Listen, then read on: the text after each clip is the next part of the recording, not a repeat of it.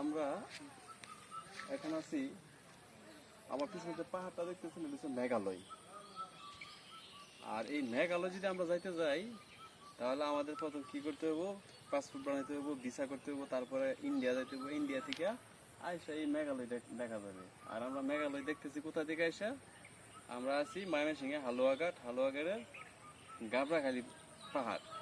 এই পাহাড়ের এখানে আসলে কিন্তু দেখা যায় গারো পাহাড়। এই যে দেখেন মেঘালয়টা দেখা যায়, এই মেঘালয় পাহাড়, এই ইন্ডিয়ার সীমানা। একটু জুম করে দেখা দাও, ভারতের ক্যাম্প। যে এটা হচ্ছে মেঘালয়।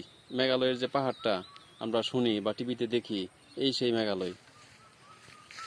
তো আসলে অবশ্য আমরা অনেকে জানে না এখানের নামটা, যে আসলে পাহাড়টার নাম হচ্ছে যে মেঘালয়। মেঘালয়টা দেখে গেলাম এক বড় ভাইয়ের হেল্প নিয়ে, খুব ভালো লাগলো।